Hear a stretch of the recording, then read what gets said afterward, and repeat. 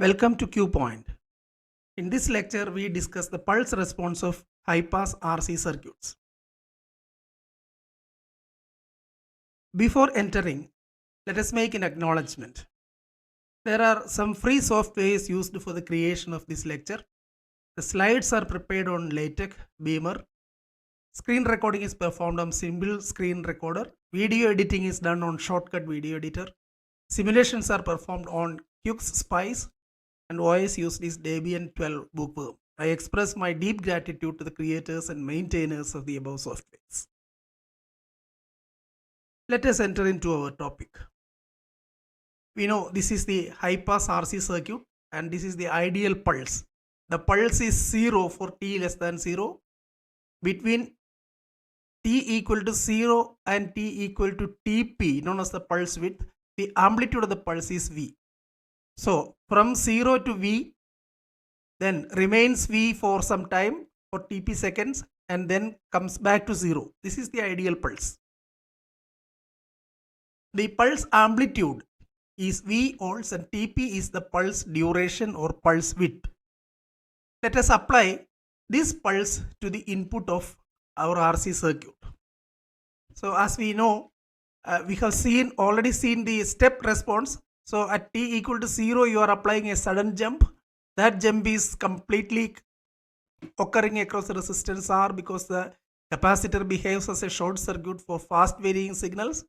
Then from 0 to Tp, it is just like a step function or a constant voltage. So the capacitor charges exponentially and exponentially the voltage across the resistance decreases. We have seen all these things for the step response.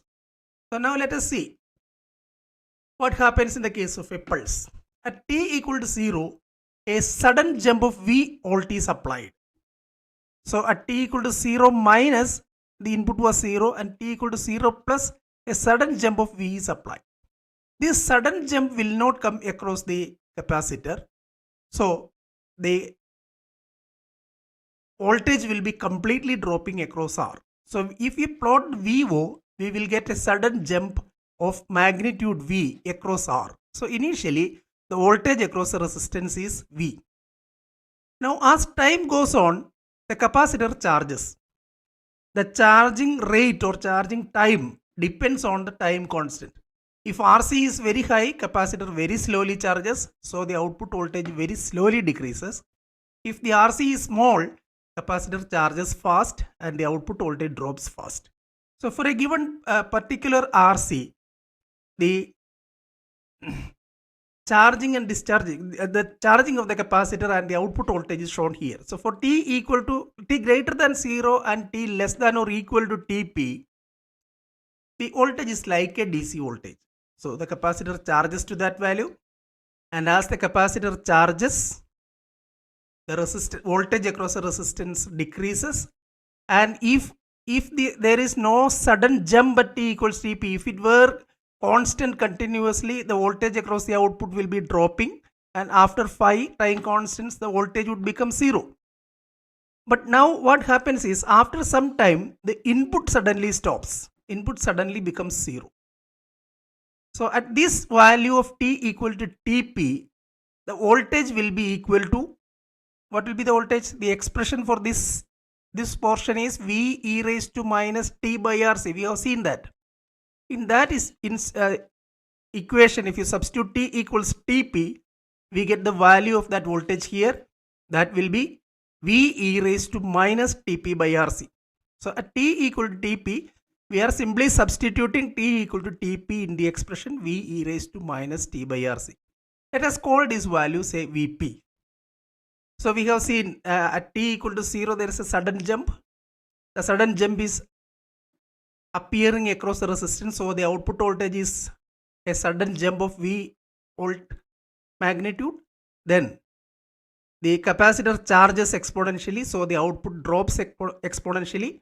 The output is not allowed to drop continuously because by that time at t equals Tp, the input changes.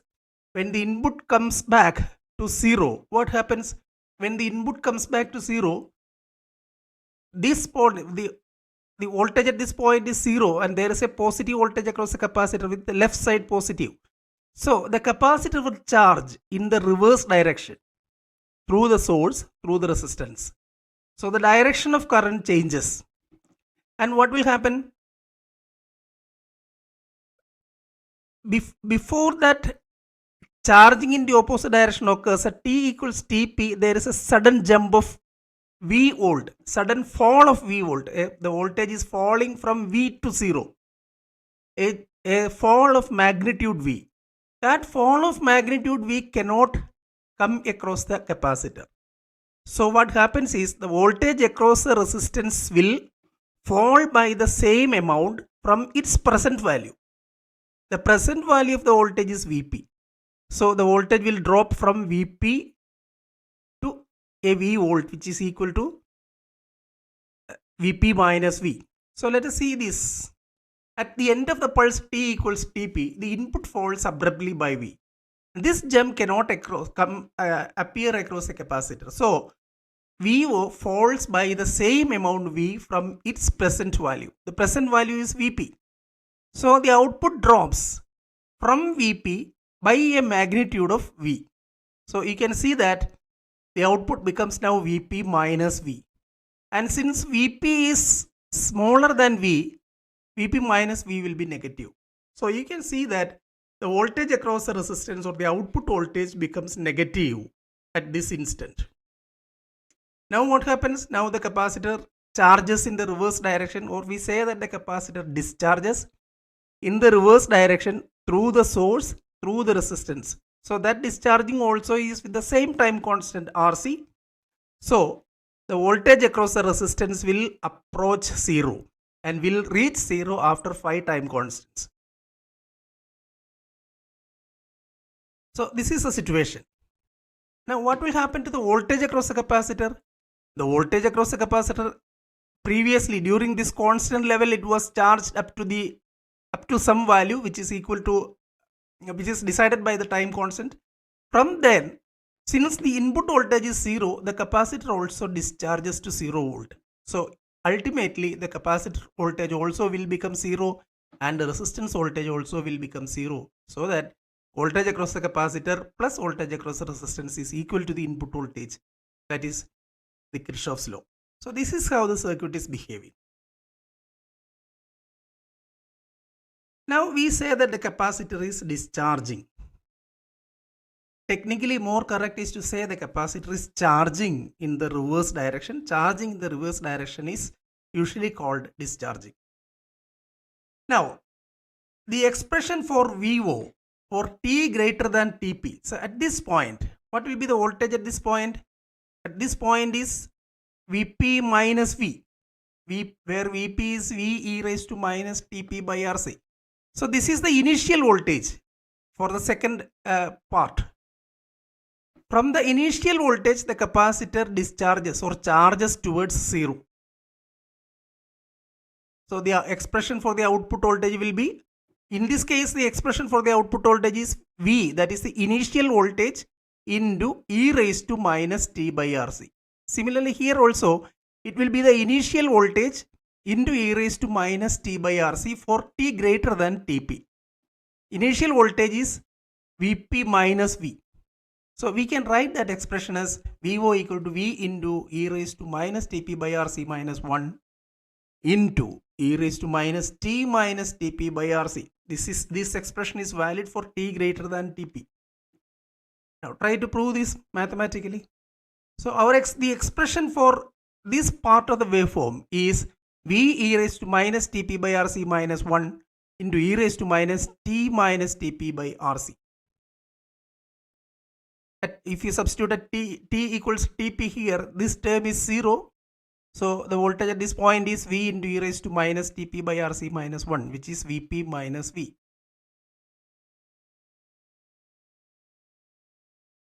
Now we already have said that the capacitor blocks DC.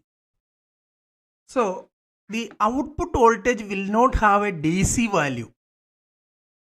The output voltage will not have a DC value means the output voltage will have a 0 average value. The average value of the output will be equal to 0, or speaking in other words, the area of this curve above the time axis of this portion is equal to minus the area of this portion, or in magnitude these two areas are equal.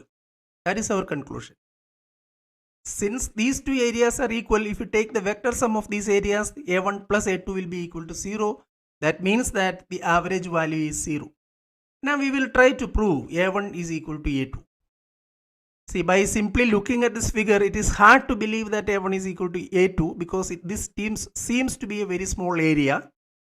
But this is actually not small because it extends up to infinity. So the output will be like this. The average value or the DC value will be 0. So A1 will be equal to A2 in magnitude. And of course, one is a positive area and the other is a negative area, so that the sum is 0. Let us try to prove that. To find the area below a curve between t equals 0 and t equals tp, what you require is you have to integrate this portion of the verb, integrate v e raised to minus t by rc between t equals 0 and t equals tp. That is what we are doing. So the area A1 equals integral 0 to tp v e raised to minus t by rc dt. What remains is only an integration. So we can write this as v into minus rc e raised to minus t by rc between 0 and tp. Substitute the upper limit and then minus, substitute the lower limit. We will get the expression as minus v rc e raised to minus tp by rc minus e raised to 0, substituting lower limit. So the expression for that area is v rc into 1 minus e raised to minus tp by rc. This is the expression for A1. Now what about A2? A2 is extending from tp to infinity. So you have to integrate this expression v e raised to minus tp by rc minus 1 into e raised to minus t minus tp by rc from t equal to tp to t equal to infinity. So simply integrating, we have A2 equal to v into integral tp to infinity e raised to minus tp by rc minus 1 e raised to minus t minus tp by rc dt. So we will take all the constant terms outside. So we have v into e raised to tp by rc minus 1. This term totally we are taking and then expanding this. This is e raised to minus t by rc into e raised to tp by rc. So this e raised to tp by rc is independent of t. So that also is taken outside the integral. What remains is the integral tp to infinity e raised to minus t by rc. So simply integrate and apply the limits.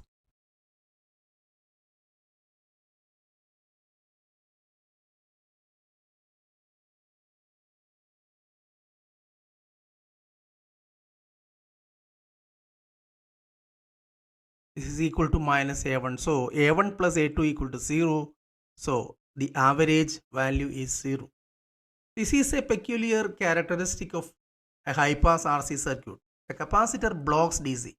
So if you have an input signal, even if the input signal contains some DC value or a DC offset, that will be removed by the capacitor and the voltage across the resistance will have a 0 average value.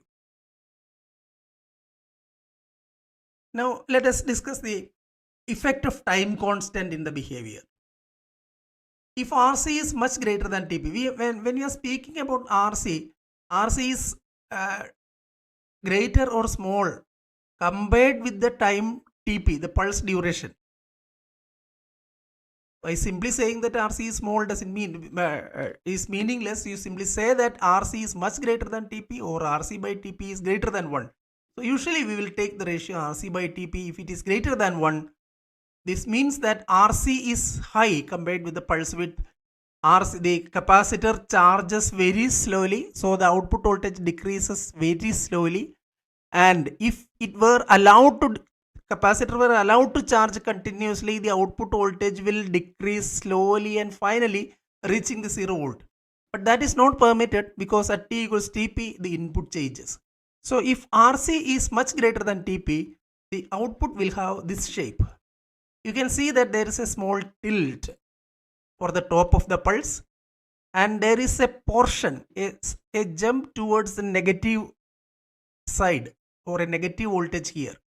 We saw that this, they say that this is a tilt at the top and this is called an undershoot.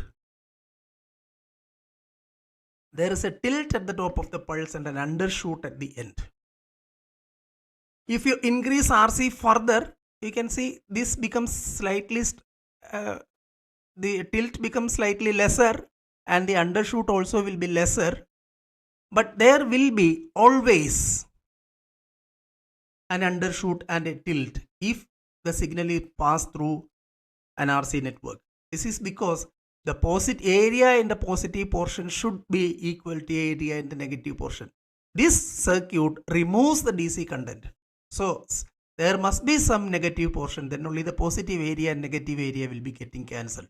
So even if you increase RC, there will always be a tilt at the top and an undershoot at T equals TP.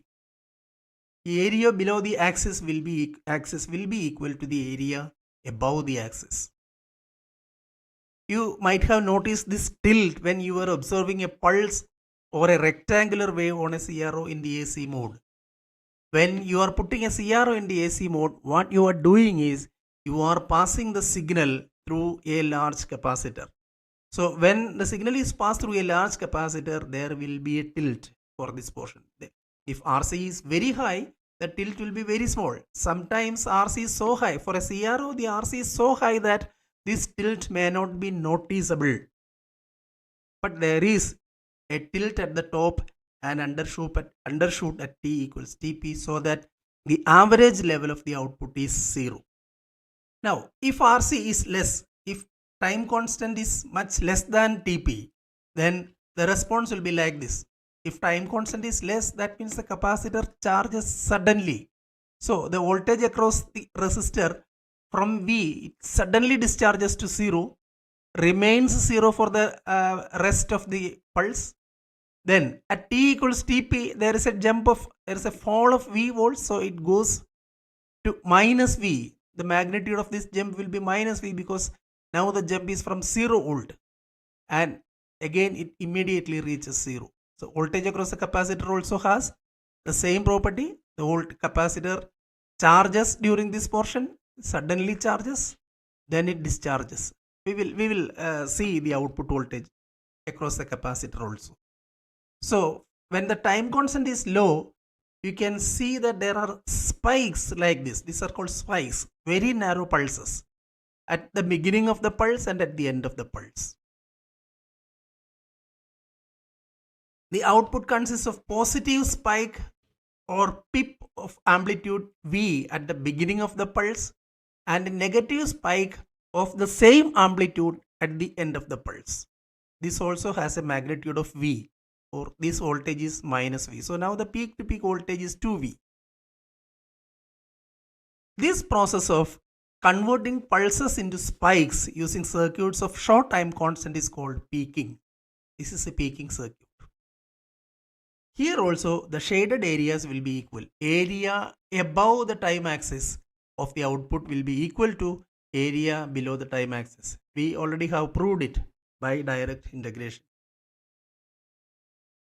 Let us simulate the circuit.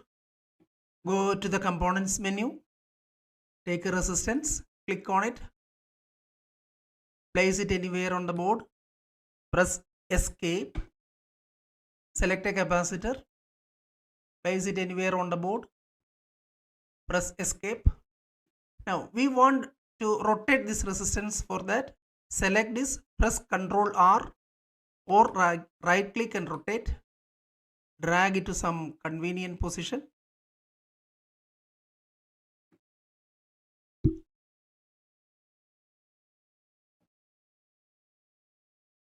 Now we require a pulse source. So go to the sources menu, voltage pulse, click on this, place it on the board,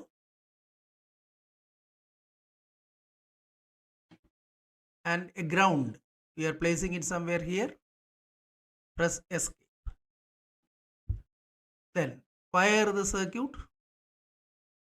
Now the wiring is over. Let us save the circuit first. Save giving some name. So let me call this as RCC1. Save. So we have placed the components, wired the components. Next step is we edit the values. Let us assume that our capacitance is 1 microfarad. 1 U, press enter. Let the resistance be equal to 1K. Press enter. And we edit the pulse. The pulse properties are U1 is equal to 0. This is the low value. Okay, let it be 0. U2 is equal to 1 volt. The high value is equal to say 1 volt. T1 is equal to 0. T2 equals, let us call this, make this equal to, okay, 1 milliseconds. We are not changing it. Apply, okay. So this is our pulse. Now we want to observe the output voltage and the input voltage. So give some label to the output. We call this as the output voltage. Call it VO. Call this as VI. Press escape. Okay, now our wiring part is over. Now we have to select some simulation. What we have to do is we have to run a transient simulation. The time constant of our circuit is 1 millisecond. So the transient should be for simulation should be at least for 5 milliseconds. So we will go to simulations, select transient, click on it, place it on the board, press escape, right click, edit properties. See, it is we are using the linear type. There are linear, logarithmic, or you can give a list or a constant. Our analysis is linear. Start time is 0. Say suppose the stop time is 10 milliseconds. It should be at least 5 milliseconds, and let it be 10 microseconds, the step size, so that 1001 points are there to plot. Okay. So the setup part is over. Now run simulation. Either you go to the simulation tab or press F2. Simulation is now complete. Now to obtain the output voltage, take a Cartesian graph, click on it, place it somewhere here, edit the properties. So we require VI, double click on it, let the size be 3, then VOT, double click on it, apply, OK, press escape. Let us enlarge.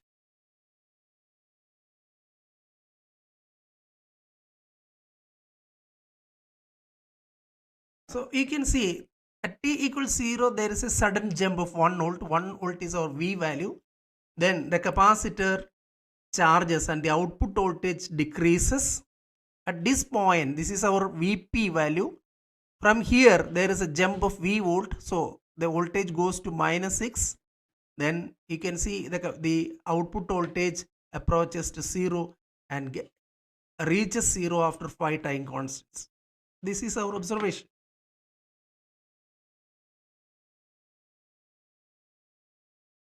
Now what will be the voltage across the capacitor at this time?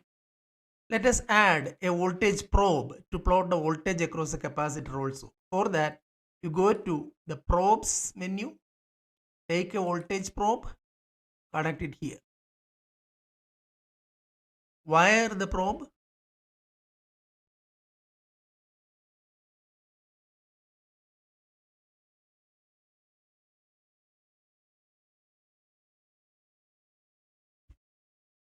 Okay, press escape. Run simulation again, press F2. Then in the output, right click anywhere on this, edit properties. Press on the probe 1 VT. This is a probe 1. Double click on it. Let the thickness be 3 points. apply, okay, you can see the capacitor charges exponentially, and during the time the capacitor charges with the time constant RC, the voltage across the resistance decreases with the same time constant. At t equals Tp, that is 1 millisecond in our case, the pulse jumps from 1 volt to 0 volt. So there is a jump of 1 volt from the present value of the voltage across the resistance to this value. And what the capacitor does is, the capacitor is charging in the reverse direction, and finally the voltage across the capacitor will become 0, and the voltage across the resistance also will become 0, so that Kirchhoff's voltage law is satisfied. Now let us observe the output for a large time constant. Suppose we make R equal to 10 kilo ohms. Run again. Now see what happens. There is a tilt of course there is a tilt in the output voltage waveform, and there is an undershoot here. Now see, the capacitor slowly charges. So within 1 millisecond is our pulse width. During that interval, the capacitor could charge only up to 0.1 volt, because it takes more time. After that, after 1 millisecond, the input drops, and then the capacitor tries to charge in the reverse direction. So you can see the voltage across the capacitor is very small in magnitude. This is because the capacitor is not getting sufficient time to get its voltage high. The capacitor gets only 1 millisecond to charge. After that, it charges in the reverse direction, because after that the pulse ends. If we increase the time constant still further, let it be 100k, and run. See, the capacitor voltage is very small now. We can slightly magnify this. Capacitor gets time to charge only to a very small value for 1 millisecond. And you can observe the output. There is a very small tilt and very small undershoot, so that the area above the time axis will be equal to the area below the time axis. This condition is always satisfied. And if we decrease the time constant, suppose this is only 100 ohms,